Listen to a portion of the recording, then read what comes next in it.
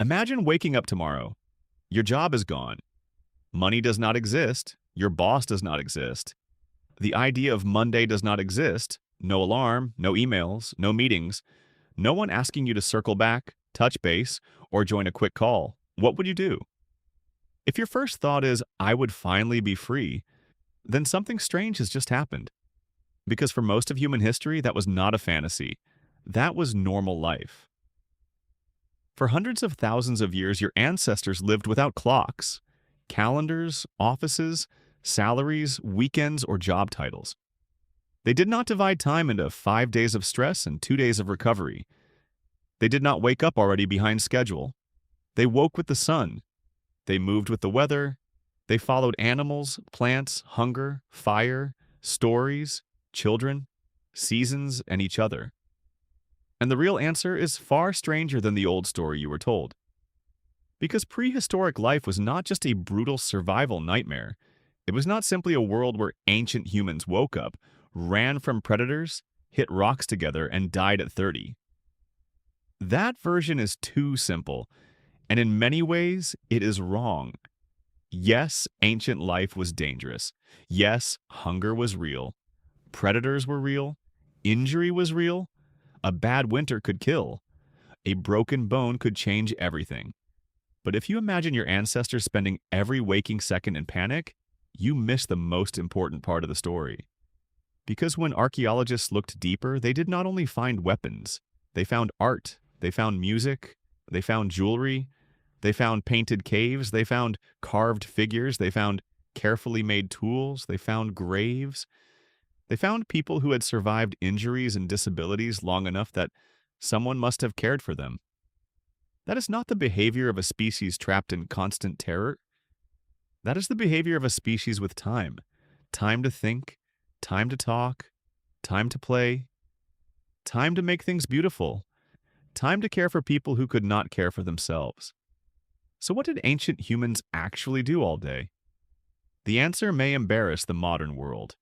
Because in some ways, the people often called primitive may have had something many people today are desperate to get back. Time. In the 1960s, anthropologist Marshall Solins popularized a powerful idea. He called hunter-gatherers the original affluent society. Not because they owned many things, they owned very little. And that was part of the point. When you move across a landscape, every object becomes weight. Everything you own is something you must carry. So wealth was not piles of possessions. Wealth was freedom from needing piles of possessions. Modern studies of hunter-gatherer groups suggest that many spent only part of the day on direct subsistence work. Hunting, gathering, preparing food, repairing tools, maintaining shelter. Not 12 hours, not 10 hours. Often far less than people imagine. The exact number depends on the group, the season, the environment, and how you define work. But the old idea that prehistoric life was endless labor does not hold up well. Much of the day was social, restful, skilled, creative, human. And that may be the first great twist. Your ancestors did not have less life than you. They may have had more unscheduled life than you. No inbox, no commute, no artificial deadline. No endless list of invisible tasks required to maintain a modern identity. They had hunger, danger, and uncertainty. But they also had long stretches of time that were not monetized, measured, or optimized. And what did they do with that time? They talked. Constantly, expertly, passionately. If you could sit near a prehistoric fire in the late afternoon, the most striking thing might not be the animal skins or stone tools. It might be the conversation. Humans are not quiet animals. Your ancestors gossiped, they joked, they argued, they flirted, they complained, they remembered. They told stories about people who were not there. They made plans. They explained strange events. They warned each other. They laughed.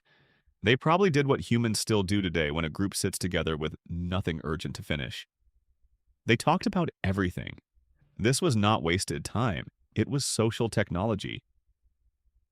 Anthropologist Robin Dunbar argued that language may have evolved partly as a kind of social grooming. Other primates bond by grooming each other. They pick through fur. They remove dirt and parasites. They touch. They build trust. But physical grooming takes time. You can only groom one individual at once. Human groups became larger and more complex. So language became a way to bond at scale. With words, you could connect to several people at the same time. A story could hold a group together. A joke could soften tension.